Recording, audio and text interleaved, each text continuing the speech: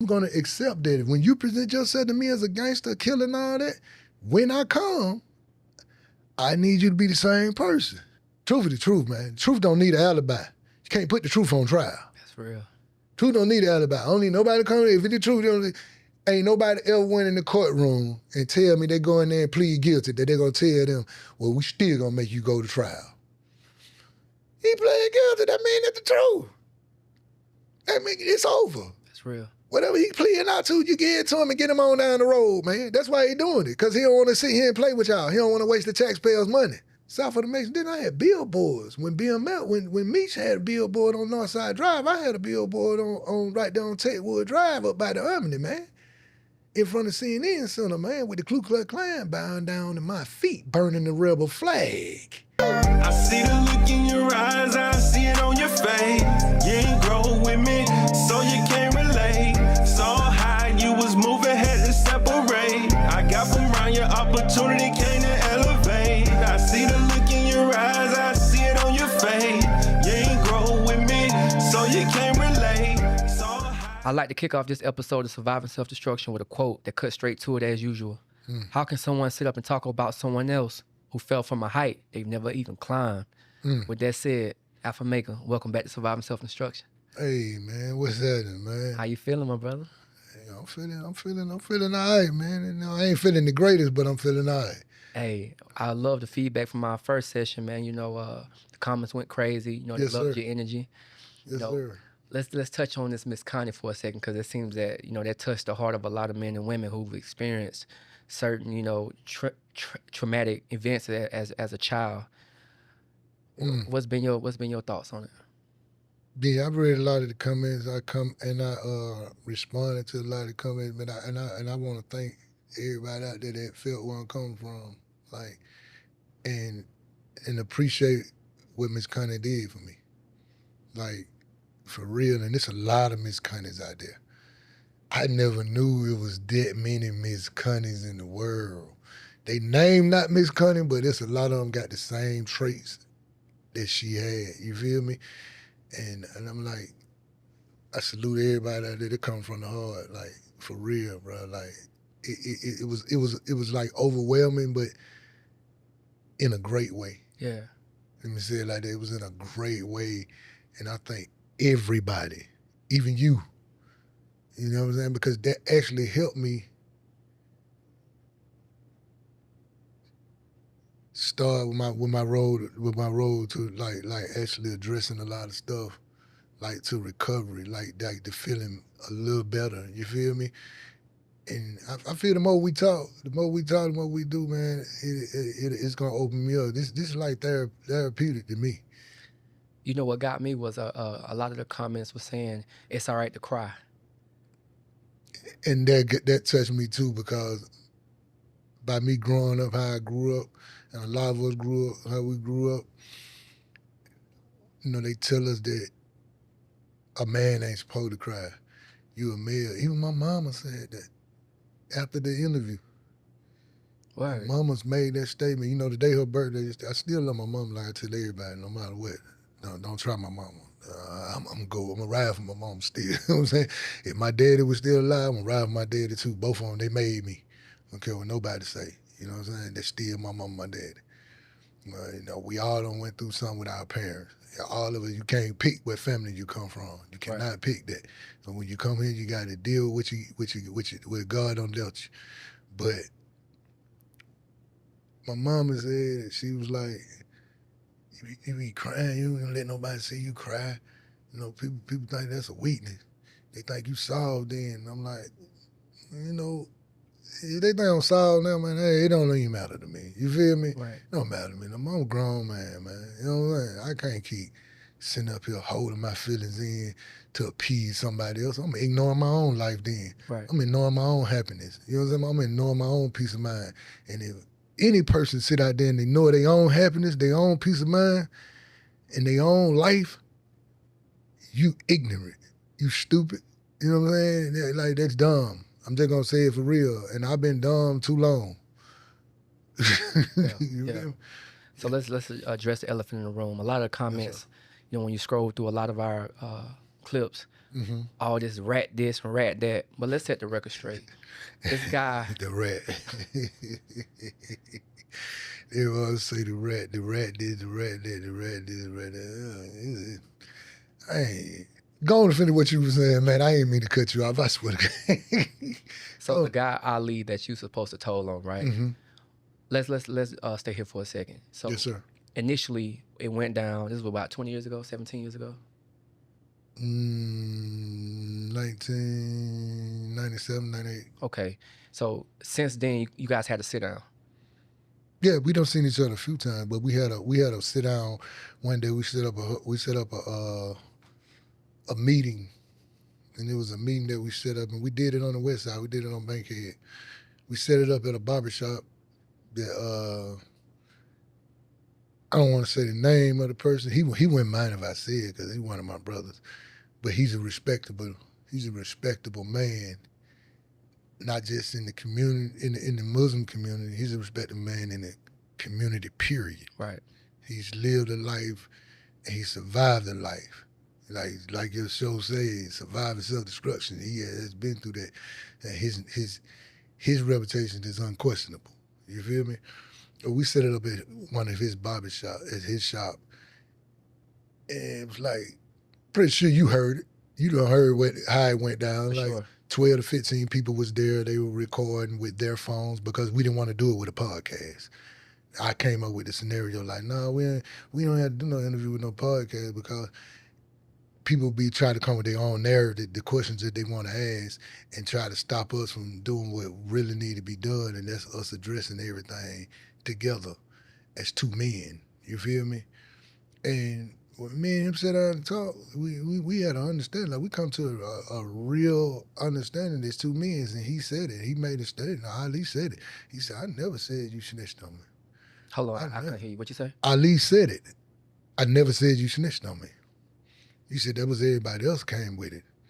He said, I always thought the thing that you lied on me and somebody put you up to it.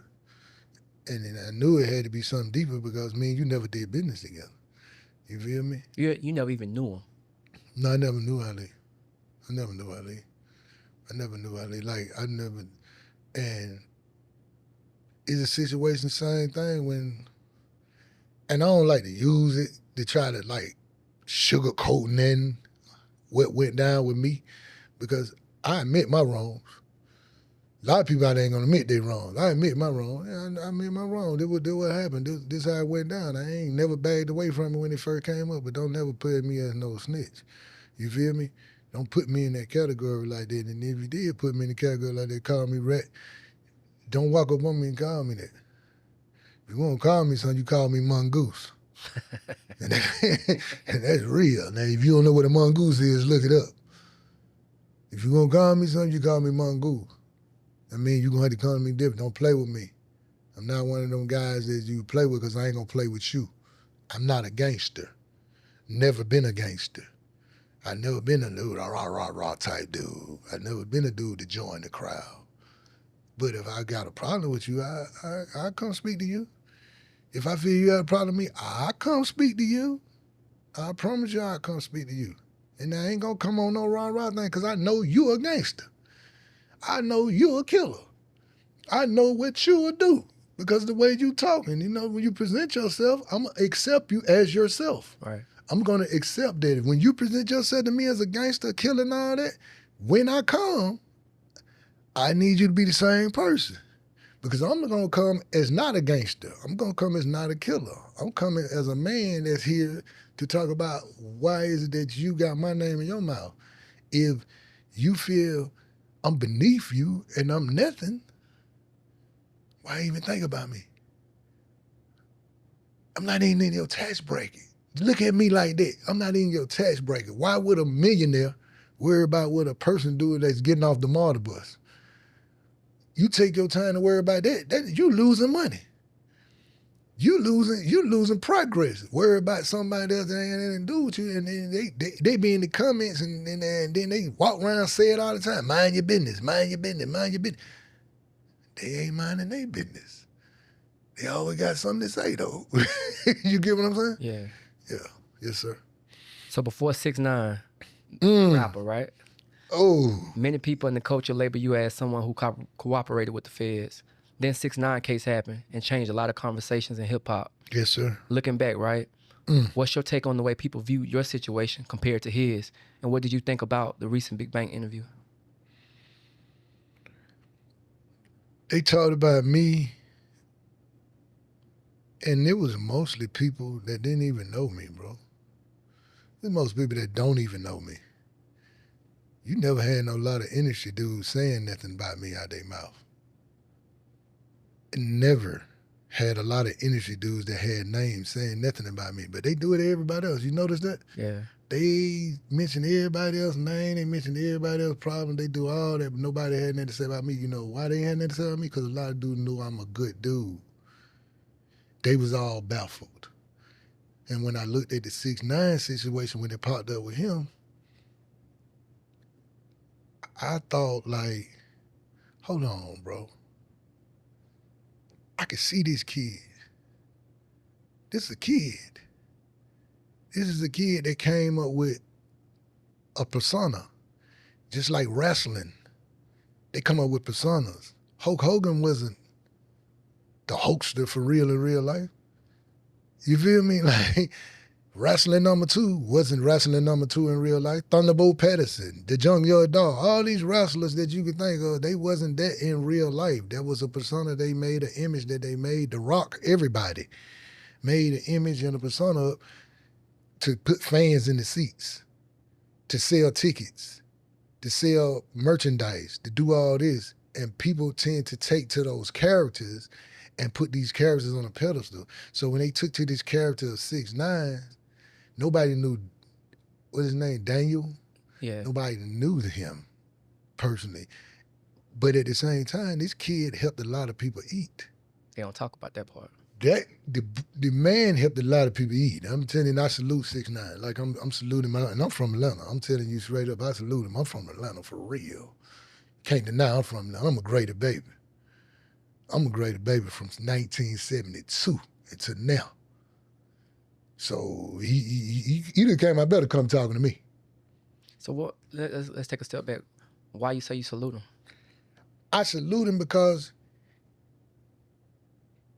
he never changed his stance on what happened. Everybody want to overlook what he's trying to spread to people. You feel what I'm saying? He's trying to spread the thing like, it seems like certain codes are only stood on and enforced when the opportunity suits certain people. You get what I'm saying? Selective politics. Selective politics. It's all politics. He's telling the truth. This is a kid that we all know, if you in the streets, if you want to say it's a code, I say it ain't no codes, because it can't be no codes. Y'all letting dudes get away with all kind of crazy shit out here. And excuse me for using profanity, but this kid helped a lot of people eat. This kid fed a lot of people that didn't have nothing. And he was turned around and met with disloyalty. And he was met with straight corruption. He was met with things that didn't make logical sense. Everybody want to talk about the explosion, the big boom after what happened, like him cooperating with them. But nobody wanted to talk about who lit the fuse. Nobody want to talk about when the fuse was lit. They want to talk about the aftermath of the explosion, what happened at the end. Who lit the fuse? The man was crossed out by people that he helped feed. People would have never seen the money that they seen if they wasn't dealing with him and he didn't have the talents and the know-how, the brain he had. He changed a lot of them dudes' lives, like seriously changed their lives. He was set up to be robbed. They were stealing from him. They slept with his baby mama. Come on, man, dudes get dudes passing for that now? Like, seriously, bro. If that's your man, you don't go around sleeping with your man baby mama. You don't go around sleeping with your man girlfriend. You don't do none of that. I don't care what she do, because we know for a fact women are manipulative. Women are manipulative. They've been like this forever. But a man has a way about him, an aura. A real man has an aura. It's on him and it's in him. A man can actually look at a woman and he can hypnotize her if he can look in her eyes long enough and talk to her and get her the right thing. He can make her do things she normally would not do.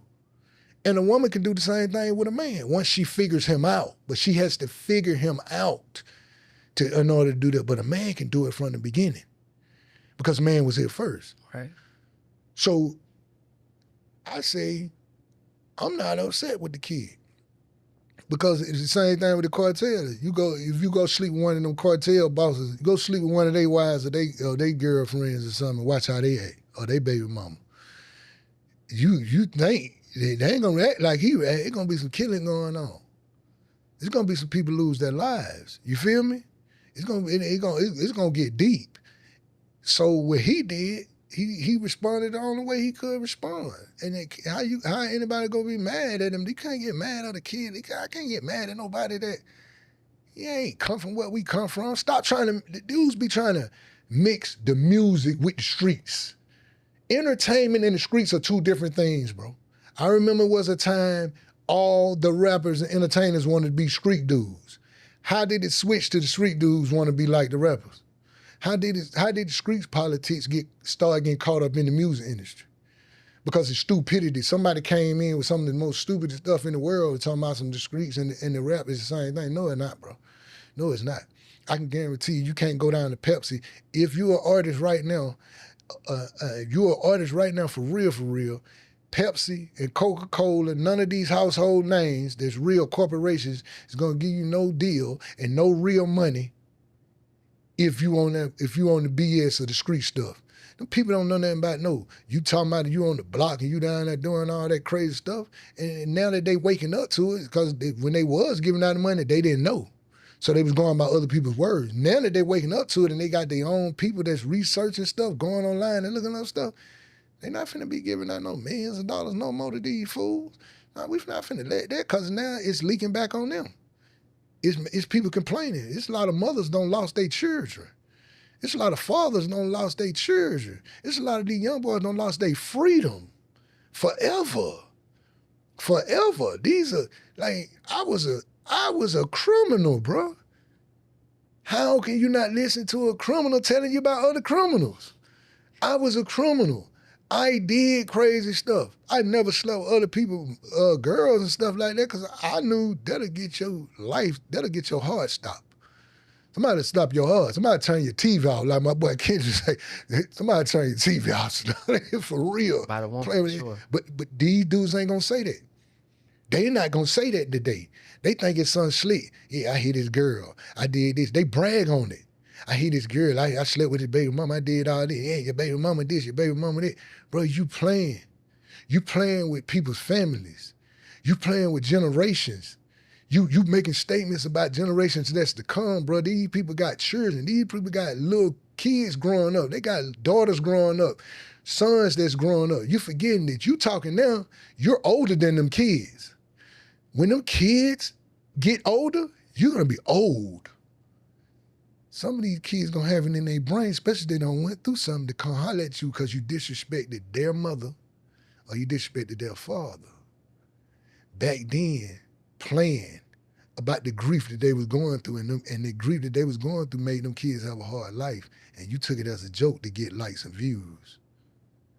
A lot of these dudes don't think like that, but I do. I see it. You get what I'm saying? Sure. Yes, sir. So back to with the bank interview, right? Mm-hmm. From your perspective, do you feel that, it really showed the hypocrisy of Atlanta? And Of course it showed hypocrisy. why is that? I say it showed the hypocrisy of not just in Atlanta, it showed a hypocrisy of across the whole globe, across the whole industry, because people tend to move the goalposts when it's convenient for them, How so? when it's profitable for them, when it's money involved. You're picking and choosing. You're picking and choosing. They pick and choose like 6ix9ine said. You picking and choosing. I say the same thing. You picking and choosing. People black, they came at me, did what they did to me, shunned me. They shunned me, man. They pick and choose because I didn't have the check. That's why they did it. I didn't have the check. I didn't have the money to push it like that. But the people that was down in the streets, and now I say the streets, the normal people, the working people, the people that go through struggles every day, the people that wake up every day and worry about that light bill, people that wake up every day worry about that rent, people that wake up every day go to that job that they don't want to go to, but they know they got to pay them bills. For sure. People that I came up with. These the people that I came up with, the people that really know me. They knew that ain't home. They knew they don't went through things with me. I got people on death row. I told you this the other day when we was talking. I got people on death row that called me and they sent me messages and told me, man, chill out, bro. Don't crash out, bro. We seen the interview with you crying, bro. We seen it, but I know how you feeling, bro. I'm on death row, but I know if you make it right, you gonna help get me off here. Because I don't been with you. I don't went through hell with you. I don't walk through hell with you, bro. Even though you was doing it yourself, you knew I was behind you walking with you, or I was beside you walking with you. So that's how I look at it, man. So even with that notion, right? Yes, sir. A lot of people have this idea, and a lot of it comes from the internet and other narratives, people come up with for views and likes, like you say, right? Yes, sir. But a lot of people feel that you're the person that's on tip case, you're the snitch, you're the person that set them up. But we just addressed that. I had nothing to do with his case. But why haven't he or his camp ever came out and? That's something that you're gonna have to ask him. That's something I can't go into his mind and say nothing about. You feel me? I can't tell him how he thinking because I knew. How can I say this? I had a few dreams that he was gonna cross me, but I ignored it because that was my dude. You know what I'm saying? And I still got love for him. Like I done told you that a few times. Am I right? For sure. Okay. But I can't tell you why he haven't let the people know I had nothing to do with his case. I can't tell you why the people ain't went and read his paperwork and see that I ain't nowhere in his paperwork. You know what I'm saying? That's two sides right there. Yeah. I can't tell you why he ain't told people this. And I can't tell you why the people haven't been smart enough, certain people haven't been smart enough to go read the paperwork and see this man ain't had nothing to do with it. That man, he not the bodyguard. I ain't never been Tip bodyguard. In my life, I've never been his bodyguard. It's my dude. That's family. For sure. You feel me? Like, sure. Me and Tip got a problem. What they got to do with everybody else? And me and him got a problem. I tell everybody this all the time. Me and him got a problem. What they got to do with you? I tell my own people that. They hear music come on. My people like, man, turn that off, man. I don't want to hear home. I said, why? Let it play. I like that song. Man, you tripping. What kind of movie you? I said, man, whatever me and her got going on ain't got nothing to do with you. Stop acting like that. I said, that what them women do. Them women do that. But sometimes you the word, them B's or them H's. You feel me? Sure. I said, that's what they do. For sure. When they see a female that they don't mess with it, and then they friends with somebody that they consider they friend, because they ain't really never friends. They say, why you messing with that B? You know what I'm saying? I don't mess with her. Don't mean any man with that be around me. That ain't my style. I tell you, keep messing with him. Because he good people. And whatever me and him got going and what me and him got going on, I'm concerned nobody. I don't care who you think you are. I don't concern nobody because he don't know you. He don't know them. And I don't know them. But me and him know each other. Yeah. You feel me? Everybody want to get into something like they say, mind your business. DMA told you first. Mind your business, lady. Knows that people get it too. You feel me? So a lot of people call 6ix9ine the face of snitching in hip hop. And Charleston White openly says things that would have got a lot of people blackballed, right? Yes, sir. So when you look at that, first people publicly accused, well, let me take a step back. You one of the first people publicly accused, humiliated, or whatever for cooperating or whatever. Snitching. Yes, sir. Yes, sir. Do you think the culture has become or accepted it, or do you think people are picking and choosing picking and choosing the people they want to condemn and then those who they allow to? Of course, they picking and choosing who they want to condemn, and then they get it because of the narrative. We back to the check. We back to the check now. Who got the bigger bag? Who got the PR team? They can paint it a certain way. Who gonna kiss who tell? I want to say something else, but I don't want to disrespect you. I don't want to disrespect your podcast. You know what I'm saying? Who gonna kiss who tell? You know what I'm saying? I need to try to get home on the feature. So whatever he say, I'ma bag that up. You feel me? I don't want people to look at me like this. So I need to bag what everybody else say. I need to go with the crowd. Everybody, they gonna do that. Man, I been locked up since I was 9, bro. I done been through juvenile. I help come up with the escape plan that break out of juvenile. I done been through Alto, which we consider gladiator school. Down there with the killers, the young killers, the bandits, the butt bandits. I'm down there with the manipulators. Anything you can think of, we was in that gladiator school, and they was sharpening their skills in it. You feel me? Anything you can think of. Fleece Johnson would have got raped down there where we was at. I'm telling you. I'm telling you what's real. Whatever Fleece, I'm just using that as example. Whatever Fleece was doing where he was from now, when it went down like that Alto, they would have reversed that on him. They would have raped him. It was like that? Yeah, it was that bad. What years was that? I was in Alto from the 90 on up. That's cool. But I'm telling you, that was gladiator school. Like whatever you think of, it went down in there. So if you came out of there and you ain't get raped, you a man to me. Even those who end up doing something crazy like that, they still more man to me than a lot of these other dudes. Because they survived gladiator school and they still able to be out here. Yeah. I know a couple of dudes who got it did, but I can put them up against anybody who want to get on that internet and talk tough. I guarantee I can put them in the square. And that same person that got did wrong down in that gladiator school is more harder and tougher than that person who talking on that internet acting like he all that. You don't seen what that show is?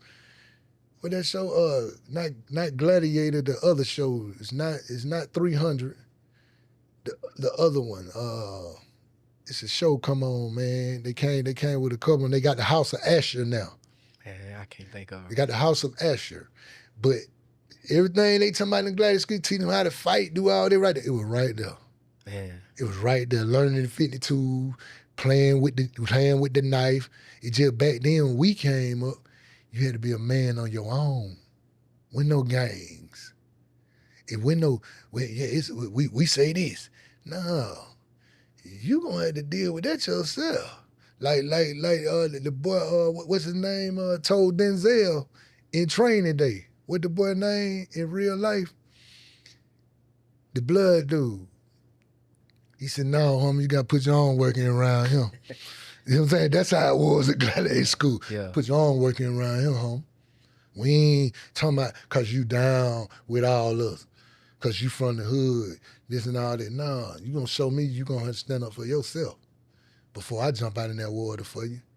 Cause I got stuff to do. Everybody in jail ain't no stupid person that just made a stupid decision. Yeah. Cause you know, sometimes your smartest and your best plan can put you in prison. I can show you that. I can show you that with everybody who in prison that don't did something and they thought they were finna get some money. That was the best plan they had, but look where they at. That's deep. Yes, sir. So I'm gonna ask you a wild card question. Yes, sir. Would you sit down with 6ix9ine to discuss the hypocrisy of the rap game? Of course. Of course. I like it. I like him. I wouldn't sit down with him. I stand up with him. Man, come on, man. I'm sitting up there telling you I'll stand up with the man. If I stand up with him, you gonna stand with me? But you knowing me and my character, would you stand up with me? I'm gonna book the flight. Okay then. Be right there with you. Okay then. We ain't coming on no foolishness. I'm just standing up for what he telling the truth. The truth is the truth, man. Truth is the truth, man. The truth don't need an alibi. You can't put the truth on trial. That's real. Truth don't need an alibi. I don't need nobody coming. If it's the truth, ain't nobody ever went in the courtroom and tell me they go in there and plead guilty, that they're gonna tell them, well, we still gonna make you go to trial. He plead guilty, that mean that's the truth. That mean it's over. That's real. Whatever he pleading out to, you give it to him and get him on down the road, man. That's why he doing it, because he don't want to sit here and play with y'all. He don't want to waste the taxpayers' money. That's a man you're gonna have to respect, or a person you're gonna have to respect, man or woman. a kid in the juvenile system. They come in there and they plead guilty. You're going to have to respect that. They already plead guilty and to get it on out the way, man. We're coming with a good plea deal, man. Get them on down the road, man. Get them on out here because they ain't playing with the taxpayer money. They ain't playing with our time. And it's the same thing. Of course, I stand right beside 69 and tell the world, hey, I don't look at this kid nothing different. And I ain't going to even keep calling no kid. That's a man. That's a man. That's a grown man. That man got a penis. That man got a child. That man got a child. He may got more than one, but that's a man. And that man stood on whatever that man did. I ain't saying it was right, I ain't saying it was wrong, but whatever he did, he admitted it to it. How many of y'all out there ain't admitting to the things that y'all do, the things that y'all think, the things how y'all move? That ain't nobody, they don't want to admit to that. Everybody, boy, don't get me started, boy. Don't get me started. These dudes will sit here, man, and they'll go with all the BS all day, man. When there's some BS, everybody ready to ride with you. Come on, let's go. Yeah, we're going to kill everything over there. We're going to do this, we're going to do that, we're going to do that. But when you tell them to come do something good, you can't get two of them on the phone. They gonna come out, hey man, listen, man, you know, I was just in the kitchen, man. I was trying to batter this catfish, man, and give me a few minutes, let me hit you back. I guarantee you he ain't gonna hit you back. Think about it, man. Sure. Yes, sir. So let me ask you this, right? So you being really a staple from Atlanta, what's your take on Rollo, him coming home and building his community up? And you know what I'm saying? I interviewed him before, a solid brother. He had a solid head on the show. That's my brother. What's your take on his... That's my brother. It's his change and his new direction. That's my brother. That's my brother. I tell everybody all the time, that's my brother. Smart dude. This is my brother. And he almost like a nephew. But I said that's my brother because we Muslim. But then my brother, he almost like a nephew. His uncle, his father's brother is one of my best friends from Techwood. Ain't no getting around it. I keep telling people, I'm from Techwood. We everywhere. Everywhere. It ain't a part of this city we ain't in. It ain't a neighborhood in this city we not in. It ain't nothing you can claim in this city that we not in. We there. And we in other cities and states too, because we migrated everywhere. But that's my brother. I love the way he helping the people out and all that. I just want him to stop arguing with people on the internet. You ain't got to argue with them. Bro, I promise you ain't got to argue with them, bro. I promise you ain't got to argue with them. You know that. You know you don't have to do that. You know you don't have to beat yourself up about that. You ain't got to do that. For real. You Muslim. Your property and your blood is sacred. You ain't got to do that. It's people watching you and watching over you when others think they ain't. Only thing you gotta do is be the righteous brother you supposed to be, man, and walk that walk, man, because you got the platform. He got the money, the finance. He got all this to do what he supposed to do. I can't tell him how to handle his business, but my thing is I can tell him. You ain't got to argue with these people on that, man. You got so much going on, man, that music is the smallest thing. Music is nothing but a stepping stone for you to doing what you need to do and what you already doing.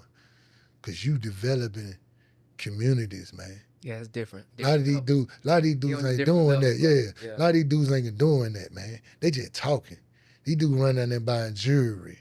They run out leasing cars and going to the auction, buying all these cars. The same car you buying is gonna be a old car in the next year or two. As soon as you drive that car, it already depreciated. This dude, he doing something that's gonna appreciate in value. Some people that need, it's something that's needed. Something that's needed, and you providing an outlet for something that's needed. Shout out to Rollo for sure. Of course. So Woody, right? Shalom alaikum. Woody. John Woody. A lot of people on the internet, again, we talking internet games, right? But this boy moving around his city. His boy's outside enjoying life. I spoke to Woody in Mechanicsville. Yeah, I spoke to Woody in Mechanicsville. He was over there talking, and I was over there kicking it. I was over there talking to my man Nard. Nard just did almost like 40 years in the feds. I was there with him. We was in B House together, B3 in Atlanta, USP. But, and believe it or not, a lot of people didn't know, like I spoke to Woody. Nut my little cousin, man. Come on, who? Nut. From Big the Nut. YSL case. Big Nut, that was my little cousin. This my first time telling the world that. Wow. I never told the world that, bro. It's my little cousin, man. Nut born and raised Muslim. Nut daddy, Big Dunny. Big Dunny. Everybody called him Donahue or Hugh. Dunny my big cousin, man. Nut grandmama was baby doll. My grandmama was Dorothy. Our other aunt was Henri. And my grandmama was the baby girl. They was the big sisters. These are facts. People that's in the know. I never spoke on it because it ain't the world business. You feel me? I never showed frustration behind it because it ain't the world business. But I will say this. I told my little cousin one time before, I really didn't appreciate when he joined the gang because Nut was Muslim. I brought Nut out of the house. This facts. We Street Garden, 4th Ward. Go back to my 4 or 5 wave video when we did it in 4th Ward. I got a video out now that's been out for a while too called Guns and Bullets. Go back to that video. Y'all will see Nut in that video. He got on the Miami Dolphin jacket, Miami Dolphin hat. You couldn't get Nut in nobody music video, but he did it for me. Wow. Because that was my little cousin. You feel me? And back to Woody, when I talked to Woody, I told Woody, change your life. When I talked to him, I said, but don't let nobody play with you. Don't let nobody play with you. Don't let nobody try you. I told Woody that. In that parking lot right in front of that center in Mechanicsville. And Nut my cousin. You feel me? For sure. Even when they say something about Thug don't even know. We supposed to be skinned too. I keep telling you, I got a big old family. We supposed to be skinned. He don't even know it. He'll find out. Gato. When you talk to Thug, let Thug know who I am to you, Gato. You and Thug got the same last name. No, matter of fact, y'all ain't got the same last name. Y'all come from the same side, other side of the family together, but you from my side of the family. Your daddy is my mama's baby brother. I come from a big family, bro. My granddad had 13 children, but my grandmama had 17 children on the outside. Each one of his brothers had almost 20 children. I got 25 children, 23 baby mama. That one big families in Georgia, bro. That's real. So when I just sat back and looked at everything, I never had nothing bad to say about nothing what went on because I knew all these people that got caught up in what they got caught up in, they got caught up. Money, man. Fame. And the powers that be exploited it, bro. They came to Atlanta and exploited it, bro. They came to Atlanta and really raped and pillaged this city, bro. And turned these kids out, man, like the Pied Piper. And they came through here with a bag.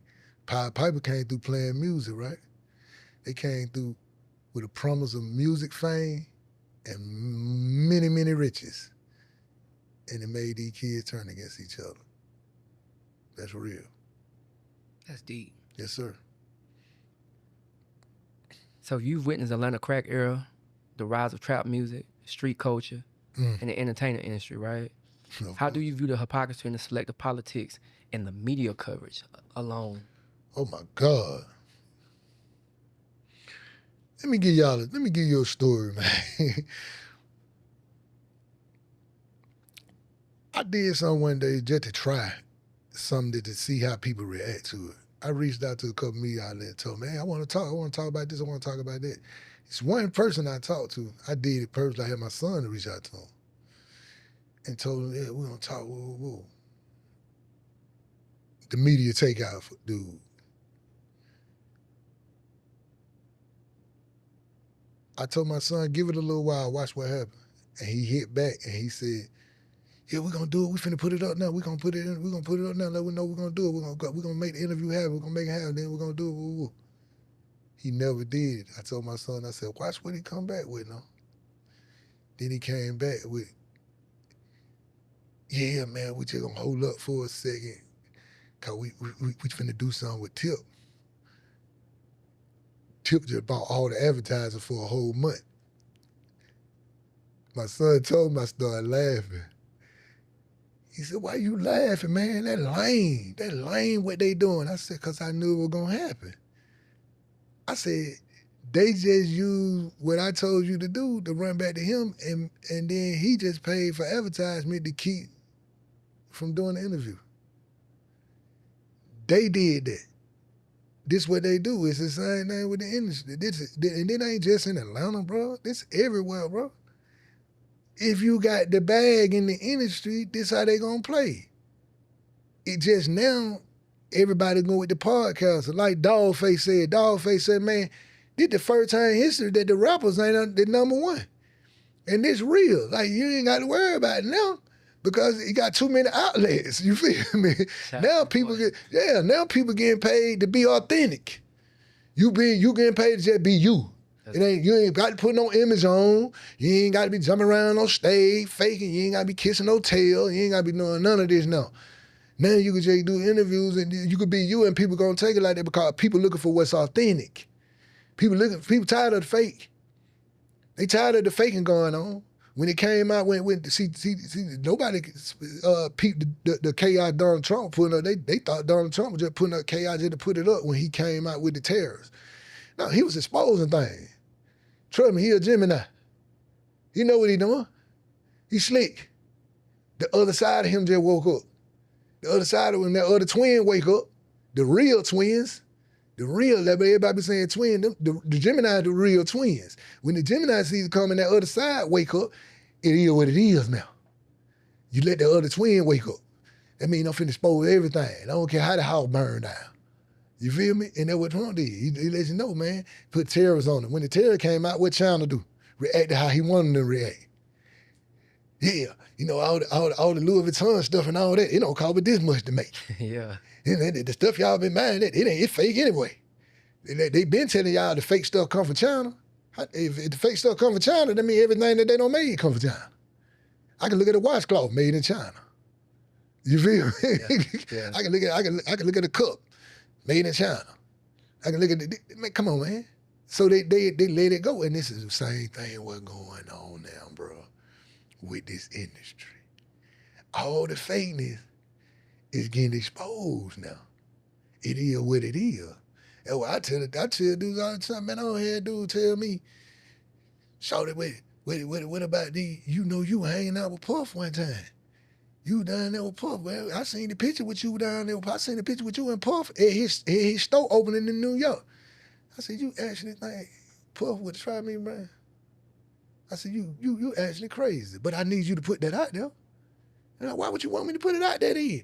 I said, because people believe anything people say now. I said, you put it out there, it might make me some money. It might make you some money. I said, yeah, you got a sex tape with me in it? He said, what you mean? I said, man, put it out there, it might make me some money. Because if you put it out there, I'm gonna sue you. I'm gonna do something.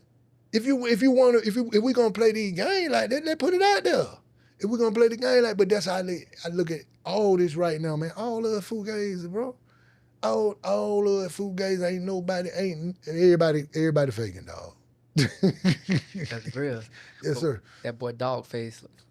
Oh, I met with Dog. Salute Dog. Listen. Cold-blooded. He's a funny dude. And when I say funny, I don't mean funny as sucker funny. I mean, he's standing on it. For sure. He's standing in the square. And he's standing on it like, this what it is, John. How you feel about it. It ain't my way of doing things, but I'm looking at him like, Shawty act like we on the yard.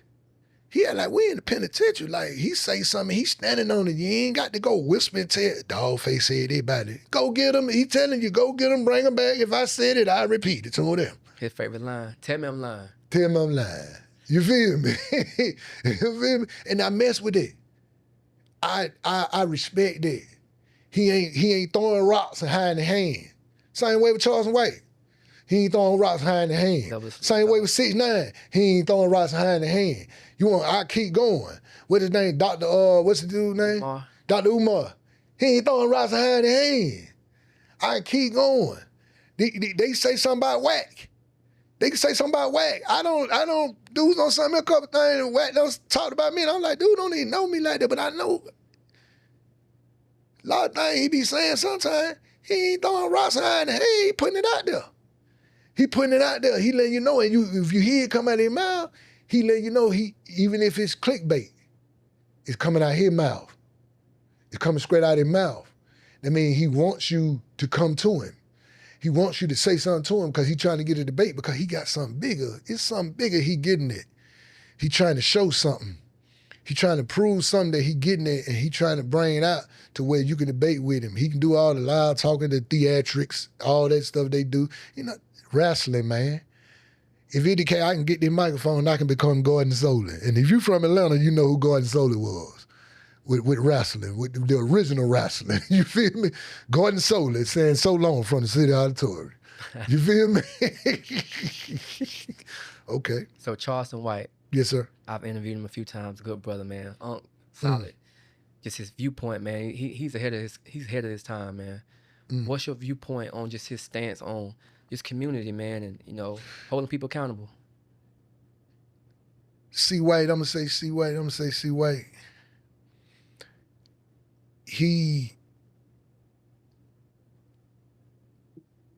Nobody remember when he was doing all the marching and stuff for black people. He was down there talking good for black people. He was down there trying to help these mothers find out who murdered their children. He was trying to help these people get the community straight. Nobody bagged him up. Soon as he started talking about the ignorance that he was witnessing and going against the ignorance he was witnessing, he got more popular. He started getting money. And then everybody want to start going against him. The people that want to go against him, though, and I'm going to take that back, it ain't everybody. It's the people that want to promote evil. The people that want to promote ignorance. That want to keep promoting it, the people that want to bag it up, the people that make excuses. You know what I'm saying? You got people that make excuses for a child molester. People that actually make excuses for a child molester. Man, that's my dog though, man. My dog wasn't do that. Well, why your dog go in there and plead guilty to that child molester if he ain't do it? Why would your dog plead guilty to it if he ain't do it? I ain't pleading to nothing I ain't do unless I'm taking the charge from one of my partners. Or somebody I'm close with, because I know they finna get at least 30, 40 more years. And trust me, majority of the crimes that's on my record, I don't took charge for other dudes. Majority of the crimes on my record. That's why a lot of people got something good to say about me. The people who say something bad about me, they don't know me. And that's why I look at Charles White and I'm like, Slim ain't saying nothing bad. Slim ain't saying nothing bad, ain't saying nothing wrong. Slim just touching on subjects that everybody's scared to talk about. Everybody thinking it, but they don't want to be the one who looked at as the person who brought it up because they don't want to be the black sheep. The black sheep always get looked upon as something different, but the black sheep most of the time be the strongest. Black sheep the one who changed the narrative. The black sheep be the one break the family curses. The black sheep was meant to break the family curse. That's why that person came out as the black sheep. The rest of them was white. Right. To make it look like they wasn't dirty. You feel me? That's deep. Yeah. So you have a history of resolving problems for entertainers in the industry. Take me back to 2008 where a show was booked in Wisconsin. How you know about that, bro? Who you been talking to? Okay, the thing happened with us was we all got booked for a show. Grandhustle, Shawty Low D4L, Jeezy, Gucci Man, Boys in the Hood, and it was somebody else. But everybody who was booked was beefing at the time. When we came in town, it was me, my partner Rambo, and Jeezy. We all stepped on the plane together. We were late. So we were getting late. We was all in first class. Me and Jeezy were talking. Jeezy, you know I'm telling the truth. Remember this.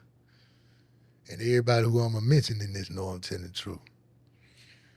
Me and Jeezy were talking in first class, and he was like, man, you know, I love what you're doing over there with Shawty. He called up in that cave. You know, you the only one that I can really say ride for and that love him, that I know he gonna listen to, and you ain't gonna let him get in there.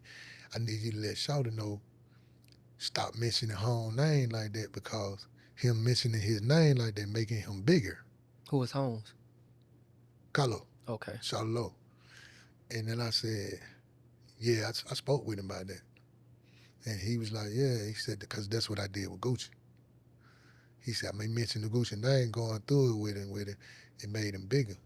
He said, but I need you to holler at him. I said, okay. Then I asked him, I said, who all on this show with us? Because I ain't know. You know, we sitting out there talking. We steady busting up about a whole lot of things. I'm having my little drink. You know, I love scotch. So, and he said, you ain't going to believe who all on the show with us. And I said, oh, he ran the name. Then I said, huh? He's like, yeah. I said, hold on, John. I said, so you tell me they booked all us on the show together. I said, you know, this is like a setup, like it's a war waiting to happen. So we get out of the plane. I reach out to some dudes I know because I'm Muslim. So we everywhere. Now, every gas station you can go to, anything you can go to, any travel area, we there. They might don't say that they Muslim, but they Muslim. We can reach out. It's a network. So I reached out to a couple of dudes and I asked them, I said, who booked this show up here? I said, because I was waiting till I got up here to call y'all. But they was like, yo, this dude who booked the show, he in a wheelchair, he got shot by the cops. He got shot by the police. He got a lot of money. And we trying to figure out what made him book all y'all on that show together. And the only thing we come up with is he want to see if y'all really about that.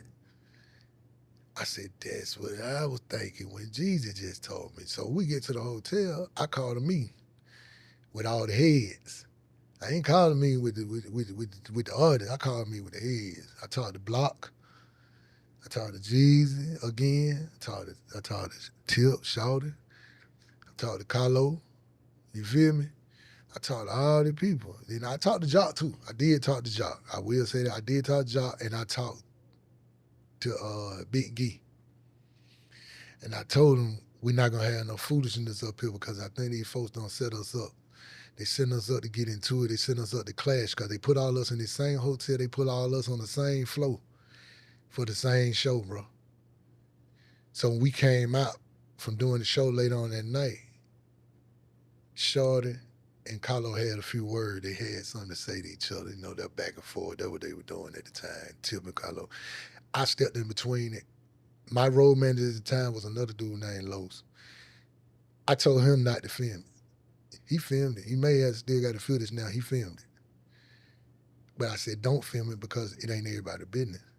And I told Tip to chill out. I said, go and get on the bus so we can get back to the hotel. We got to fly out in the morning. And I told Carlo, come on, let's talk. Me and Carlo went to the side and talked. And I told Carlo, man, this ain't what we doing. All of us gonna make it back home. Ain't nobody mama gonna be worried about their son done got killed out of town or their son done got locked up out of town for some foolish shit that these dumbass dudes up here don't try to set up and make us do to each other. I said, that's on me. Anybody got a problem with it, can holler at me. Carlo like, no, I feel you, homie. Well, Carlo was a man. Charlotte was a man. You know what I'm saying? Me and him talk for the way. He was a man. And I told Tip, get back on the bus. Tip got on the bus. You know, he listened. I got on the bus with him. I told him, I said, that ain't what we doing. I said, I just told you that when we talked earlier. Let it be, bro. I said, look at these niggas, man. And then when we were leaving out, I seen the dude in the wheelchair. The dude in the wheelchair, he's sitting there with like 40 dudes. And he stood like, man, what's up, man? Y'all, I told him to start the bus, and I get out the van, and when the bus is the van, I get out the van, I said, man, come on, bro. You know I peeped this, bro. I ain't these dudes. I said, I'm the real deal, bro. I peeped this and I said, I ain't no gangster. I told the dude that. I said, I ain't no gangster. He said, yes, you is, man. Come on, man. Just trying to get our money worth. I said, bro, I ain't no gangster, bro. So we ain't gonna play like that. I know you a gangster. I ain't. Can you respect that? He looked at me like, yeah, I respect him. I said, thank you, bro. I got on one knee, kiss his hand, bro. Kiss his hand like I'm kissing the ring. I'm gonna show you that much respect, bro. I don't care what nobody around me say. I'm gonna show you that much respect because I ain't no gangster. But don't push that button. Don't do that. And especially don't do it to my people. Not when I'm in the building. And all these my people, because they came from this city. I'm from this city with them. I'm responsible for all them. I'm a grown man. These are men too, but I'm the oldest here. I'm a grown man. I know I got to answer to some more people. Because when I go back home, I got to answer to some people that going to tell me, why would you let that go down out there like that, dog, and you out there like that? I don't care who with what crew. Them boys from here. They boys from the city. I'm on Gladiator School time. I'm on Alto time.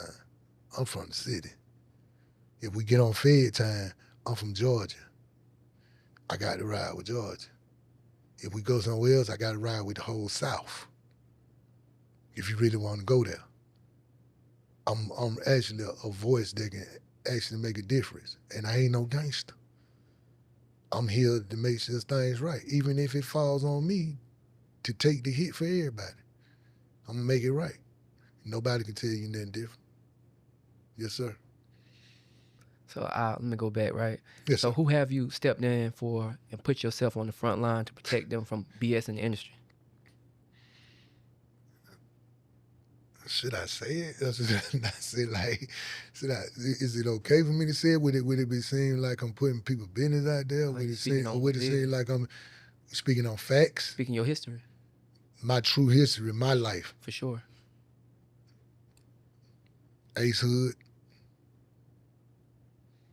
We did a show in South Carolina. Ace Hood can vouch for this. DJ Khaled can vouch for it. Parlay them franchise boys, they can vouch for it. They was there. We did a show in South Carolina. It was some shooting happened at a club that we did the after party at. Ace Hood security left him. All of us was back at the van. I was already at the van because I don't like doing clubs and stuff like that. I don't like being in crowds and stuff like that. I got a very paranoia that, you feel me? I don't trust a lot of people because I always watch people. Anytime I enter a building, I count how many people in there. Any building I enter, I count how many people in there. If I go in a courtroom, I count how many people in there and I look for the exits. It's just me. I grew up around abuse all the time. So I'm always looking. I'm always reading body languages and stuff like that. But I'm in the van and some shooting happened. Everybody started running out the club. Everybody got back to the van.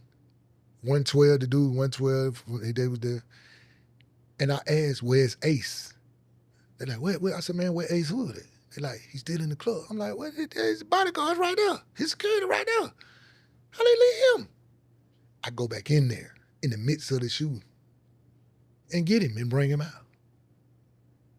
I get him and bring him out. I told him, just follow me. The only thing you gotta do is follow me, bro. He was in there. He was in there, and he was in there. He didn't know what to do. They left him, bro. They left the kid, and he followed me out, and I brought him out. He thanked me, man, and I told him to call Khaled. He called Khaled. Khaled thanked me. You know, Khaled Muslim. Khaled ain't let the world know he's Muslim. I'm trying to figure out why now he ain't let the world know. Khaled, you need to let the world know once more, man. Like, for real. I know you out here getting your money, man, but let the world know. But Khaled told me, like, man, thank you. Like, thank you for bringing my others out of there, man. You did me a favor like that. It's like my little brother, man. Woo-woo. When you come to Miami, man, we'll set it out for you. Like, well, I said, I don't need nothing. I don't need nothing, man. I said, just do the right thing for the next person. That's all you gotta do. Young Bird. Why you look like that? Young Bird, hit maker. No. You know, I watch everything. I say I don't because I got a lot of young boys that when they see stuff and they know certain stories, they'll send it to me. And they say, the boy Hitmaker, he telling the story, but that's you he talking about. I said, what do you mean? Who is Hitmaker? Because I ain't know he switched his name up. They say, Young Bird. I'm like, what my dude talking about? They like, I'm finna send you the video, man. You gonna trip on this. So I seen the video. He doing an interview in the barbershop. And he telling the dudes like, yeah, you know, when I got into it, Mano, he's talking about Trick, talking about dudes at the time we thought were OGs, you know, we thought were OGs. I was like, thought were OGs? I was like, okay. You know, okay, let me hear what he got to say. So I'm listening. I'm like, Young Bird, I know you. I know you for real, bro. What do you mean you thought I was an OG? I never told you I was an OG. Now you putting things on my reputation. Saying the dudes we thought were OG. No, bro. I'm always been who I am. I'm been a man forever. When Bird got into it with Mano, I'm the one who went to Mano for him. I went to Mano for him. Me and Mano looked each other in the eyes and spoke. That's Mano. And I asked Mano to leave him alone. Mano explained to me what he did. Then Mano spoke to him. I put him and Mano together. Mano spoke to him and told him, like, man, no, you know what you did? You know that was out of pocket? Mano looked at him like, and I was like, no, Slim. Mano like, man, don't just, then Mano like, man, you know what? I'm gonna let that go, man. I apologize. He apologized to him and let it be. The situation he had with Trick, me. The necklace, I got the necklace back for you. I ain't charged for nothing for you because I care about you, bro. I remember when you had your deal with DMX. DMX the first dude signed him, bro. He lost his deal with DMX. He came to Philly. He was in Philly with us. Jay Irvin, Zori. My man, I ain't gonna they call him the boy wonder, Troy. Troy runs Spotify, man. He was managing Eve. That's my dog, man. Troy, the first dude gave me big cigars, man. Troy was there when I fell out in the club. Me, him, and Donovan McNabb, and all of us in there partying, and Bubba Chuck, man. Y'all know him as Allen Iverson. That's Bubba Chuck, bro. To me, that's Bubba, man. That's my man. I'm talking about my Gemini twin brother. What's up, Bubba? It's a real Gemini. That's my man. We was in Philly. We was throwing parties every week, man, at the Bluesette, man. I fell out in there, Troy, my man. This facts, Bird. Like, come on, man. And I did that for you, didn't charge you that. And I spoke on your song. You tried to get me to do a feature on your song. I said, nah, I'm just gonna speak on it. And I spoke and I told people, leave him alone. He ain't no gangster, but he knows some gangsters. I said, I ain't even no gangster. But I ain't gonna let you do nothing to him. So when he made the statement, the OG that we thought were OG, it kind of hurt me. But then I looked at it like, you know, this is the world we living in now. David Banner. David Banner. David Banner had a problem. We the dude supposed to sign him. And they did a deal University. And look at the label he was signed to. Look at the white guy who ran the label. He said the white guy playing with the money and all that. He called me. Can't lie. Dave, this me, bro. You know you probably not my brother. You helped me get my first break, so let's tell the truth. We ain't gonna lie on each other. We ain't doing that. We just telling the truth, bro. What I done did. I told you. I finna let none of them dudes hurt you. Can that dude got no killers on their tail? Can that dude got all that? Man, anybody can kill, huh? They train square dudes every day in the service to become cold killers. That's a fact. These kids that don't came out straight squares, they made those cold killers. Facts. Yeah. They got dudes every day that's working a drone from 10,000 miles away and killing 30,000 people with a drone. Nobody caring about who done killed somebody, man. The strong thing you can show me is when you let somebody live. That's when I'm looking at you like you dangerous. If somebody tell me he killed dude, he killed this person, he killed that person. A whoop-de-doo. A whoop-de-doo. That's Atlanta saying. And you know that, man, throw it made everybody else say that, but that's Atlanta. That's Atlanta, period. But a whoop-de-doo. Show me where he let them live. That's what he gonna scare me. And he said, but the boy went in there and he had everybody on the ground. He could hit everybody in the back of the head. And he let everybody live. Let them live. Oh, but you gotta watch him. What you mean you gotta watch him? Boy, he let everybody, he a fool. No, he ain't. The man made a move that only people close to God would do. Only people close to God would do that. Only people that has a true understanding of what God's love is would do that. To let somebody live, walk away from the foolishness. You feel me? For sure. When you really look at that like that, because anybody can pull a trigger, anybody can stab somebody, anybody can do it. You can do it if you push and you black out.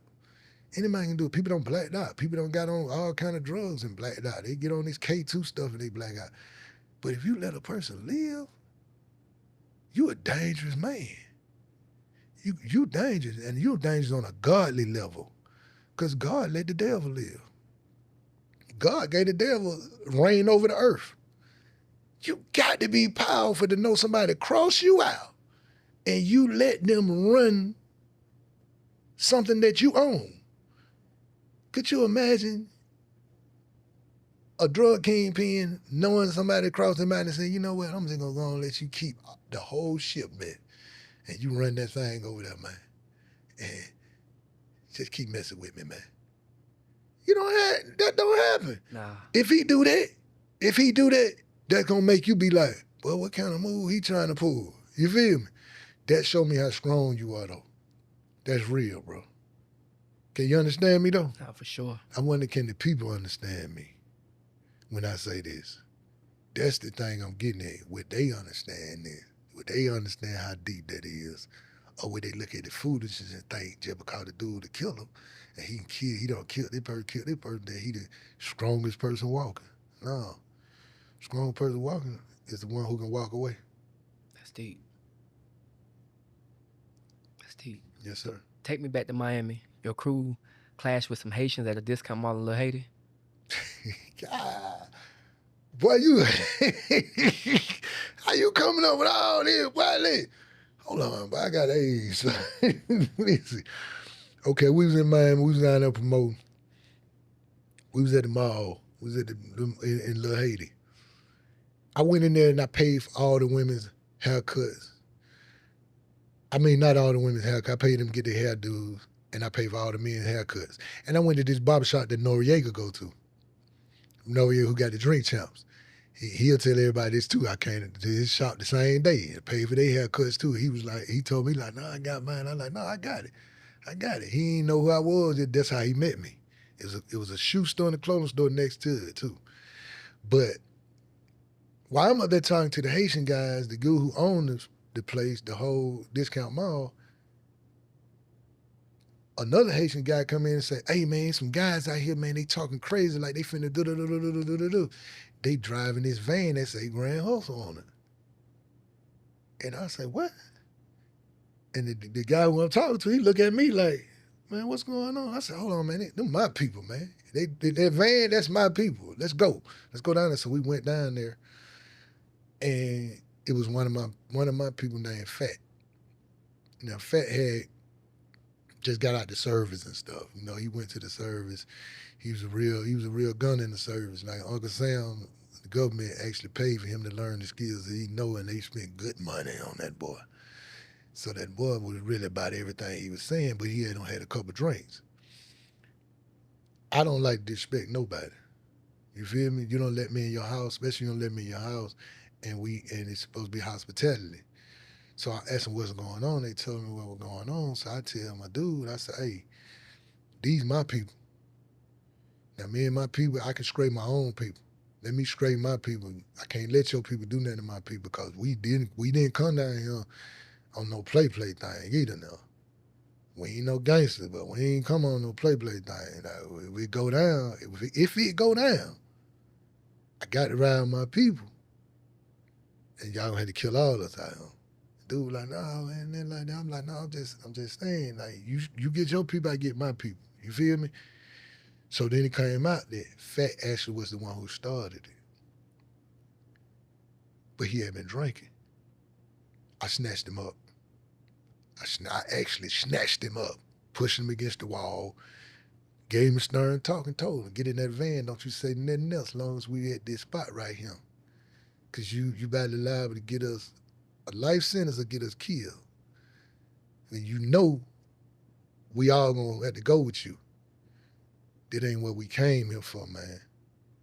He listened to me, and I made him apologize to the guys to show the guy that I don't be on no foolishness, bro. When I come, I might not be on your level. I might not be no gangster, but I ain't no nothing to be played with. I'm a man. I am a man. You feel me? I ain't just a male because I got a penis. I am a man. And if we wrong, we're gonna make it right. But if we right, we're gonna stand on that. We right. It's up to you to check your people. And the dude actually checked his people too. Because he said even though they was wrong, he said even though they was wrong, you shouldn't have been out here arguing with them. You should have just walked out from them. Because you seen this van right there. Ain't nobody just gonna be parking this van and you know what company that it is. Right. They're not gonna park that van in front of this place like that. So everything came out correct. Everything came out good. All right, so let me lighten the mode for a second. Yes, sir. So tell me about the time you had to showcase a live demonstration to a platinum producer by the name of KO, where he produced standout tracks like Why You Wanna and Hello on T.I.'s multi-platinum album King for his crew being disrespectful in the studio. Where you had to get at his people. Okay, one time, this ain't, we're not doing this for no bragging reason. No. Okay, because it ain't nothing bragging about. This stuff that actually happened. Because KO my man. For sure. You feel what I'm saying? He checked his people after this. When he got to KO, he checked his people. He told them, like, nah, man, y'all out of pocket. But for the purpose of this, of just this conversation, yes, sir. I want to showcase where every time something went on, you was the mediator to try to stop it before it escalated. Yeah, so they was in the studio fighting. They was at the Grandhustle studio fighting. And one of the guys had a gun on him. They kept fighting. Everybody was telling them to stop. Mac Boney, everybody was there. Lil Duval, everybody was there. I'm talking about everybody was in there. Dro, Lil C, the producer Lil C, everybody. I'm talking Nard and B. I'm talking about Raz. Raz changed his name now. He called himself something else. He over there with Rick Ross. But he was with us first. They was like trying to stop the dudes from fighting, stop them fight. I'm in there listening to tracks. They couldn't tell me. See, everybody bring it to me when they can't stop it. So I walked out the studio, came outside the back. They out there just going there talking loud. They been fighting through the studio. When I say fighting, they was fighting all through the studio to the they don't took it outside to the back now. So I'm out there just watching them. Then I said, all right, man, that's it. Let's let it go, man. Dude, them look at me and went back to what they were doing. So I eased up a few steps. I said, all right, man, let's let it go, man. They kept going with it. Then they hooked back up again. I came in the middle of them, both of them fighting. They two big dudes, too. I came in the middle of both of them fighting. I hit one. Boom, boom, boom, boom, boom, boom. When I hit him, I spent. When I spent, I grabbed the tool off one of the dudes. He had a tool on him. I snatched it off his waist, spent back around, caught the other dude with my forearm, and put the gun in the other dude's face.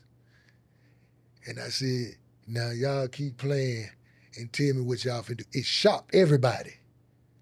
Everybody was shocked. They were like, what the And I said, now think it's a joke and why what finna happen? Dude like, no, man, it ain't nothing like that. I said, hey, man, shut up. I got the tool in the face. I said, man, shut up. Just be quiet right now, bro. And I told the dude who I got the phone with, I said, hey, man, what you gonna do? You gonna chill too? They like, yeah. I said, now that's what I want y'all to do. I turned the gun around, gave the dude the gun back. I held the front part of it, though. I gave him the handle back. Let him hold the handle of his gun. And I said, this what y'all gonna do? Y'all finna leave here. Both of y'all finna get in y'all vehicles, Take whoever with you, and leave their property, bro. Get away from here and don't come back here. And I looked over and I told him, I said, y'all call KO and tell KO get his people. Tell KO get his people right now. KO went off. He went off. I don't know me, he went off on them because he brought them guys up from Alabama. See, them guys came from Alabama with KO. And KO told him, like, man, that dude right there the wrong one for y'all to play with. If they brought him out, it's something big. For them to get him, that mean y'all was disrespectful, totally disrespectful. Because I don't say nothing to nobody. I ain't no gangster. I ain't no rah-rah type dude. You feel what I'm saying? I'm one of the scary dudes you want to meet. But I ain't finna let you hurt my people. And I ain't finna let you mess up no opportunities that people up here trying to work on either at this studio. You feel me? I don't know you cats. You dudes come from somewhere else. Y'all come with the foolishness. But now y'all done woke something up in me that made me react like I react. And this is just a small part of what I can do. Because I actually, my father paid for me to learn a lot of this. My father cared about me enough for me to learn that. He never told me he loved me till 2 weeks before he died, but he did care enough for me to learn the stuff I know to protect myself and to protect my mama and protect my family. You feel me? That's why I'm so adamant about protecting people that's around me. And I told you before, when I was young, I always wanted to be a Marine, bro. I wanted to be a Marine, bro. You know what I'm saying? And I love the commercials. Yeah. The Fruit, the Proud, the Marines, you know what I'm saying? They always stay spiffy, white gloves on, they had the swords. And I'm like, well, them some badasses right there. Them the real badasses. All that playing, them the real ones right there. That's what I want to be. You feel me? Yeah. That's how I looked at it. They're protectors. And that's how I looked at I always carry myself just like them. I don't go around looking for the rah-rah. I carry myself like I actually had went to the service. That's real. You feel me? Yes, sir. All right, so let's take it here, right? I want you to be able to clip a lot of the misconceptions and a lot of the misinformation. Let me take a drink right quick. I'm listening to you. April 29th, 2009, after a traffic stop and a foot chase in Atlanta, reports say you jumped off a building. Tell me what really happened. I didn't jump. I was about to jump. I tell everybody that same thing. I was about to jump. I actually wouldn't let them handcuff me because I was trying to figure out, like, how did y'all come with? I left a club and I got into it with somebody and I made a statement. They didn't say I made it. They said somebody made a statement. They was going to the car and get some guns and they coming back. I ain't never made no statement like that. I don't advertise nothing like that. I don't do that. I'm not no little kid. I'm not a make-believe character that wants people to, you know what I'm saying, to do. I'm like, no, I didn't do that. I came through and y'all say y'all seen my vehicle, but you couldn't have. Because I had came from somewhere else and I had a whole crew with me. I had just let my crew go right by the varsity. My crew asked me, you sure you straight? I'm like, yeah, I'm on the phone with the chick who was a sheriff at the time. She was a sergeant for the Fulton County Sheriff Department. You feel me? I'm on the phone with her when I got pulled over. True enough, I didn't let them handcuff me because I was like, that ain't my stuff. You feel what I'm saying? I'm saying that. And let me stop saying you see what I'm saying because I don't want to feel like I'm trying to get you to agree with me. But I was on the phone with the chick and they pulled me over. The same cops that my case happened with, go look their name up. People can go back to their paperwork, get the cop's name that wrote that paperwork up, then look their name up. Them cops got caught up right after that, lying on people. They did something, and the people they did it to, they didn't know that some of them people were connected with Congress. And they end up losing their jobs, and they end up going on trial and everything. The same cops that everybody believed said when they said, I jumped out the building. No, I was about to jump out the building. I noticed I was too far up, and I told the man I give up. When I told that man I give up, he said, no, nigger. He said it just like that. No, nigga. Ain't no giving up. And he hit my hands off the wall, and I fell, broke both of my legs. Wow. Broke both of my legs. The bone popped out my femur. The bone was out. It was everywhere. I didn't know it was out at the time. I tried to get back up so I could run. Like, you know, now they put me down. Now I hit the ground. Okay, then, just you gave me a little room. Now I can run. You feel me? When I tried to get up, I fell. I tried to get back up again, I fell. I looked down, my whole leg twisted. He came down, and when they came down there, he put his foot in my chest like I was a big game that he had just killed, standing over me. He said, yeah, I got you. I looked up at him, I said, man, you know y'all don't effed up, right? Y'all don't effed up, right? You know that, right? And then a black sergeant pulled up. Atlanta police sergeant, he pulled up and he said my name. He said, Alfamega? I said, man, you know what your people did to me, man? He looked at them, he said, hey, man, y'all come out. And when he was walking out with him, I heard him say, I think y'all done fucked up with this one. Y'all don't know this guy like that? They like, you know him? You're like, yeah. And then when I got to the hospital, I was in the hospital. It was a couple of people that worked at the hospital. When I first went in, I screamed out to people, anybody make this phone call with me, make a phone call for me, I got $1,000 for you. Anybody. It was so many people in that emergency room pulling out their phones, talking about, what the number is? What the number is? Give me the number. The people would tell them, be quiet, y'all get back. I'm like, this the number. Woo, woo, woo, woo, woo, woo, woo. And one of the dudes who was an orderly at the hospital right now, I swear to God to the day, he'll come forward because I seen her coming, he left. On one of the video interviews I do, I read a lot. If I don't see it, my people sitting there send it to me. He said, I was the dude who made the phone call to Alfamega when he came in there for his injury, bro. The man offered $1,000, made the phone call, and I made the call, and the man people actually gave me the $1,000 when they got there. Like I told him, I just make the call, let my people know where I'm at, because they don't want my people to know. And while I was in the hospital, it was some people that worked cafeterias, some other people, I ain't gonna say certain people, but they let me use their phones because they had to bring food around and all that, change bedding and stuff.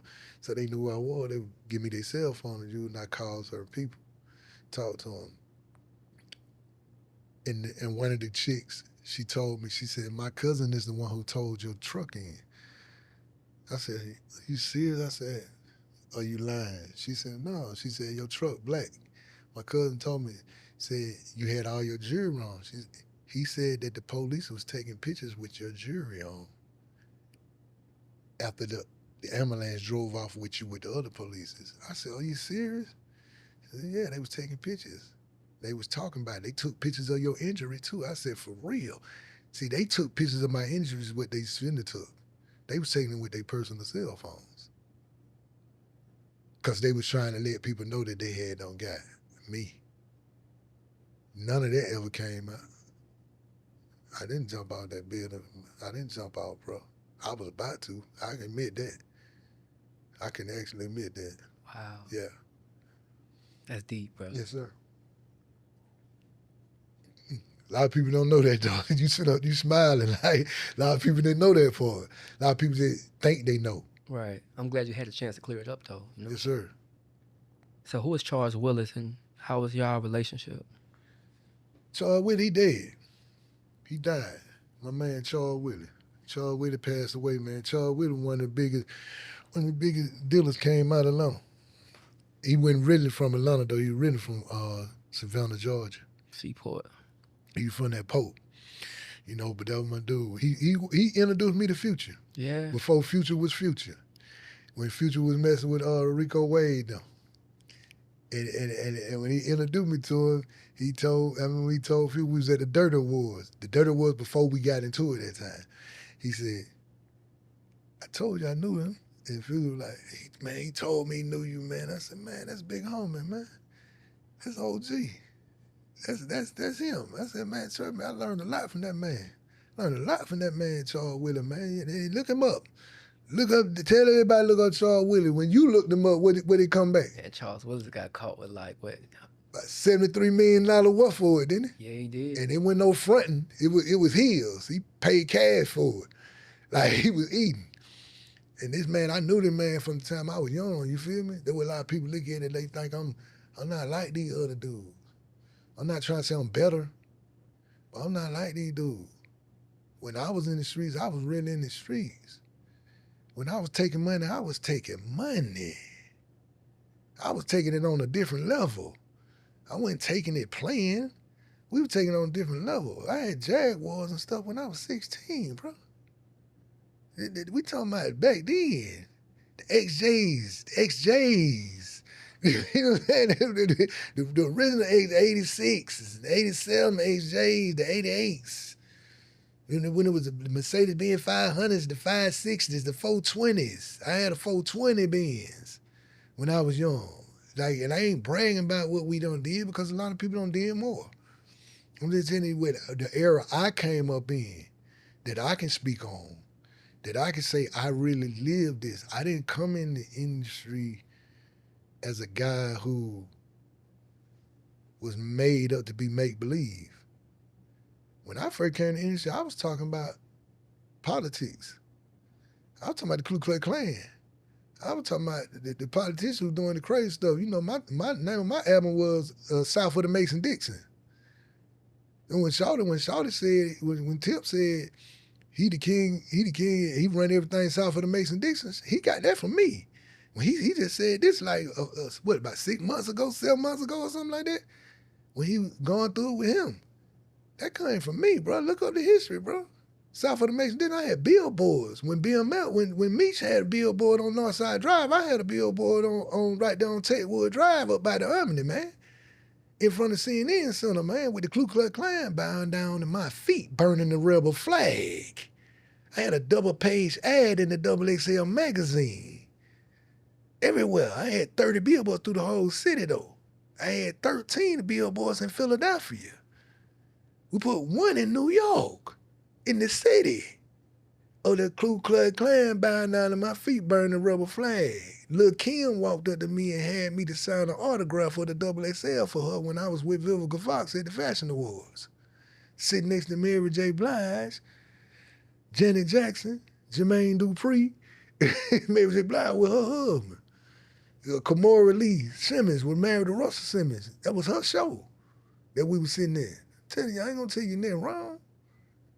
People don't realize I really don't went through here. I really don't did a lot of stuff. And I'm glad the way you said it. How can somebody judge somebody that don't fail from a height that you ain't never climbed? When you said that, that touched me. I'm like, whoa. That's my motto when I look at things. I look at things for real. You feel me? For sure. And man, let me stop saying that you feel me, bro. Yes, sir. Thank you. So let me get a little personal, right? Mm-hmm. So when you look at the headlines, you look at a Stephon Diggs, a young athlete with multiple children by different women in a short period of time. From your perspective and from your experience, right? What message would you share with young men who are moving recklessly with their seeds and the challenges that face them, like child support, Stephon Diggs. Ain't this the dude that got a baby with Cardi B? Yeah. I can't judge. I ain't gonna judge him. I ain't gonna say that, but what I gotta say is because I feel I can say something. Because I got 25 children with 23 women. So I know what he going through. And people can't say he can't, I ain't gonna say reckless the way he doing it.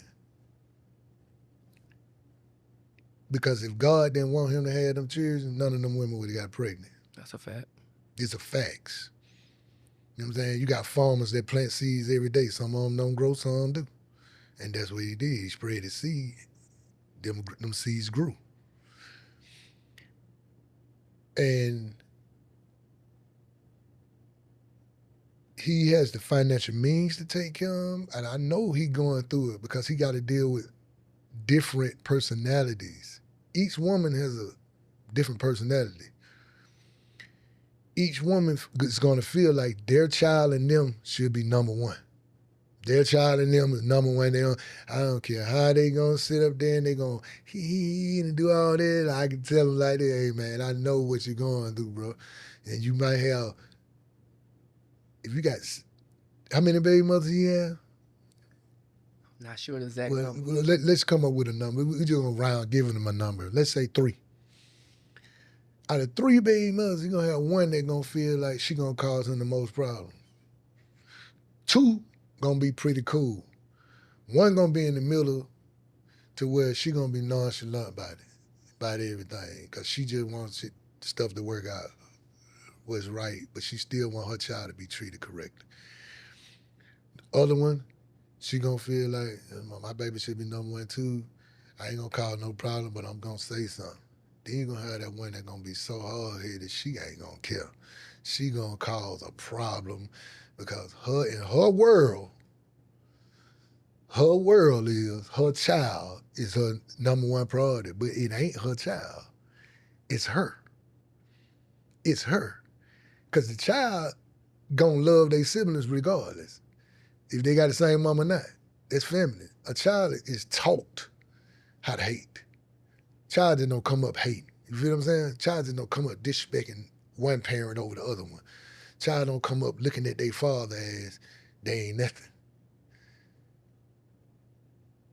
The young dudes now, I can tell them from my perspective, make sure your money right, make sure you know what you're doing, make sure you got an understanding how you moving. You know what I'm saying? Like, don't do it on no, I'm just doing it. You feel what I'm saying? Because we all do that. I can't put nobody down because I got women that I don't had children by and I ain't never had sex with them but one time, bro. But my seed just was that strong. God made it that strong the way I got them pregnant. They was in some relationships before me, probably. And some of them really was in a relationship before me for years and never got pregnant. I came along and just got them pregnant. But that was God did it. It wasn't me, it was something God put in me to do that because God wanted this to come through. God wanted this to happen. I tell these young dudes now, man, treat all your children the same, man. Be in their life, even if you ain't got no money. Don't let these women trick you and think that it takes money on everything. Because a lot of these children don't care about money, man. They want things. True enough, they want things. Children, they can get a toy right now, man, and 10 minutes later, after they open that toy and play with it, they leave that toy laying in the middle of the floor. They want a new toy. You feel me? But what they need and what they really want is their parents. So if you broke, just be in the child life, man. Even if you got to get on a city bus to go see your child, be in that child life, man. Call that child, talk to him. Let that child know you love him. If you ain't got no money, man, let the mama do what she gonna do. Let her talk. Still fight for your child, though. Don't just go down there and sign the birth certificate. Go put legitimation papers on. I had to learn this. Do legitimation, man. Show that child you want to be there. All these judges out here right now, man, a lot of these judges, even the female judges, man, they see that. You go down there, spend your time and your money to fill out that paperwork for legitimation and all that. They know, oh, this man want to be in his child life. Because ain't nobody going to come down there and do that. Only the dummies going to sit there and say, I ain't got time for all that, man, going down there to them white people, man, playing with that. The baby will grow up. When the baby grow up, it'll come see me. That's stupid. That's stupid, man. That's ignorance. That's selfishness. You feel me? No, go down there, bro. Fill that paperwork out. You don't know how to fill it out? Ask somebody who know how to do it. You don't need no lawyer to do it. I did it without a lawyer. I ain't got no money. I ain't no money no more. I had money, man. I don't had it. I had Maseratis, Vets, Benzes, everything. I don't had it all, bro, for real. And I ain't got no money no more. When it came out of that, I had to do it myself. I had to get up early in the morning, go down there and get all that paperwork. I had to get these people to go serve the papers, to make sure she can come to court. You feel me? And it hurt me the whole time I was going through it. But it made me a better man. It made me a better father. It showed me I should have been doing it with all my children. Instead of signing the paperwork saying I'm just the father on the birth certificate, you feel me? Go out my way, get on it, man. You see, I put videos up now. Me and my daughter riding on the MARTA bus. You feel me? Come on, like, I'm not gonna play with man. I'm gonna be in my child life. My children, I got 25 of them, bro. I got 25 of them, and I got one stepson. I got 23 baby mothers. I got 21 grandchildren now. I just had a grandchild. I just end up having a new grandchild. For real. So I'm telling you, like, do it, man. Don't let the money rule you. And the women need to stop doing that.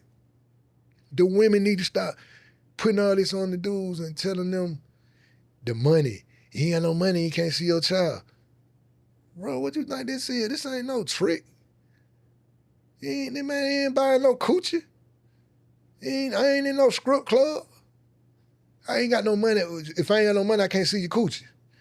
No, that's a child. I ain't got no money, I can't see my child. Is you crazy? It don't even go together. Then when the child start acting out and doing crazy stuff, then you want to start calling the daddy, and then you want to put all the blame on the daddy and say, you ain't there for no way. You need to come and say something to your child doing this and doing that.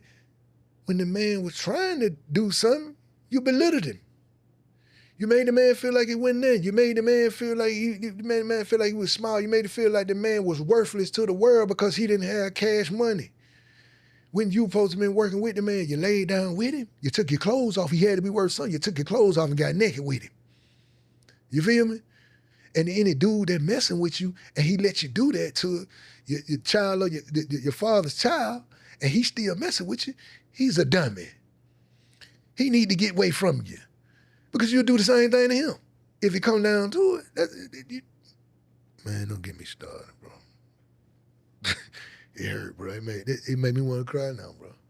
I mean, want to cry. I see dudes go through it, bro. I see it all the time, bro. Bring the strongest man to his knees. Strong man to his knees, man. Make a man do things he never would do, man. Make him react the way he never would react, bro. Think about it. And then it's like when you think about as a man here in Georgia, you got 30 days to make a payment for child support. 31 days they come to get you for abandonment. And times hard. A lot of men can't keep them papers up. How you gonna keep the papers up if she running down there telling these people this, and y'all taking the man driver's license from him? How you expect him to get a job? He can't even get a job. He can't even work. He can't go nowhere. He ain't got no driver's license. He can't even travel. If she a real woman and not just a real female. So you got grown males and you got grown men. You got grown women and you got grown females. She a real woman. If you know a little bit more than your child's father, don't you think you should teach him and guide him and help him to bring the best out of him?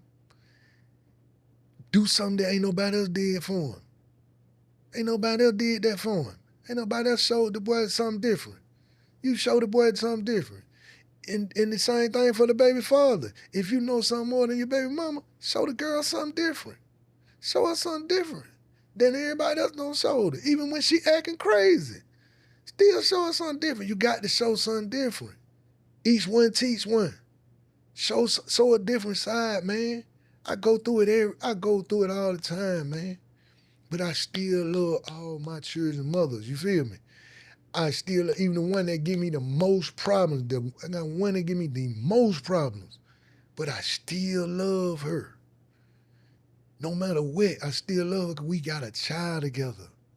We have a child together. We got to raise this child. This child cannot get caught up like me and you did.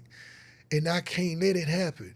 I don't walk through hell. I know how I feel. I don't want my child to walk through hell. Any parent that want their child to come up like they came up and they know they came through hell, the parent don't deserve to have children, bro.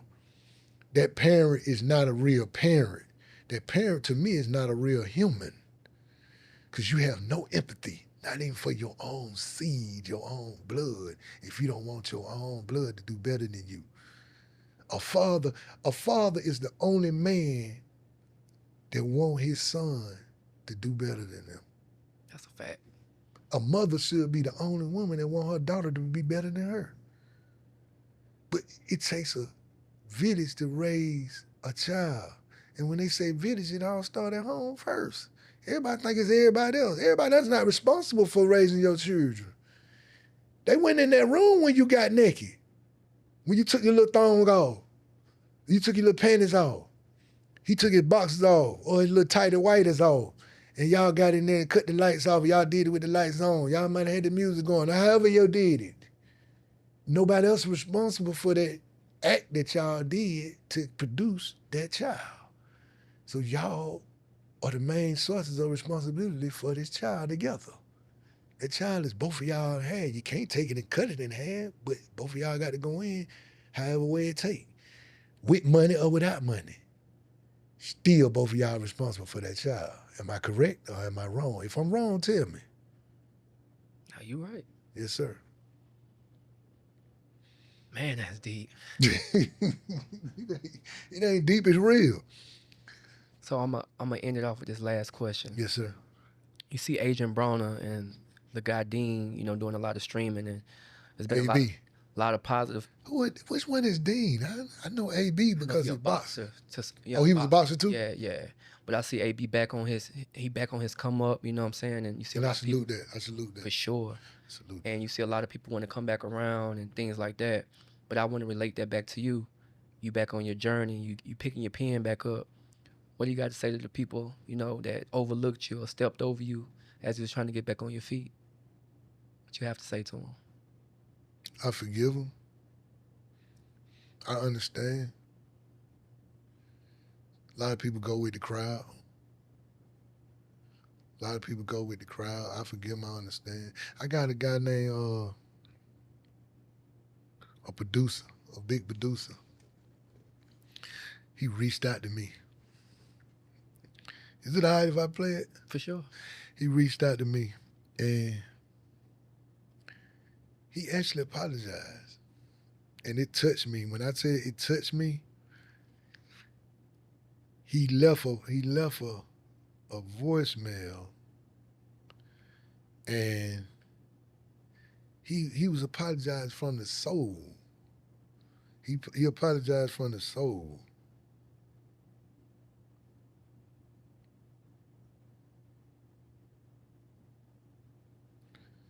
Hold on. And when he apologized, it touched me. It touched me to the core, bro. Like, it touched me to the point where I was like, oh my God. Like, he meant that. You feel me? And it was like 2, 3 in the morning. Trying to find him now.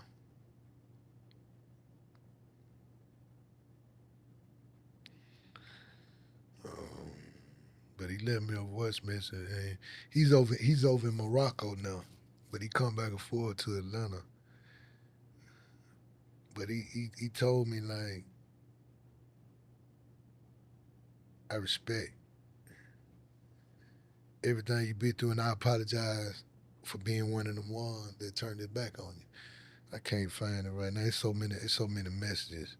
But I can send it to you. I'll send it to you. And I listened to it, man. It's like 2-something in the morning over here, but it was daytime over there where he was at.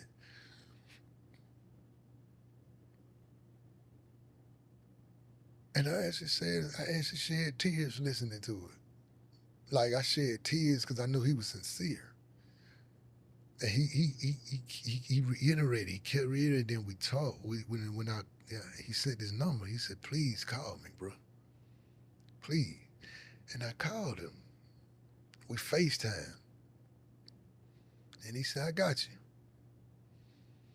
He said, I got you, bro. He said, because you right, bro. Everybody jumped the gun and everybody went with what was popular. He said, you ain't never hear me say nothing bad about you. He said, but I actually turned with the crowd and started walking. He said, I got to apologize for that because you ain't never did nothing wrong to me, bro. You ain't never helped me, bro. From the time I met you, he said, you never switched up on me. And he told me he wanted me to come to Morocco and work with him. He said, you got your passport and all that? I'm like, nah, he's like, you know, we over here. He said, I ain't doing no capping and I ain't doing no extra on it. He said, we're making like $450,000 every 90 days. I'm like, huh? He like, yeah, bro. He said, we don't have to deal with none of the BS, bro. He said, we ain't doing them movie scores and all that, bro. That's all we doing. I'm like, seriously? He said, yeah, soundtrack and stuff. He said, and I know for a fact, with you rapping and stuff, that your music, you writing, A lot of these dudes can't touch you. He said, and you got a brain on you. I want to see you win. I help you, bro. And I salute him right now. T. Lynch. I'm gonna say his name. T. Lynch. Shout out. He produced West Side OG. Every nigga know me, West Side OG. Me, Tip, Matt Boney, Killer Mike. He produced that, bro. He reached out to me. A couple of people reached out to me. We working on something now with somebody else that's gonna shock the world. You know? And with that said,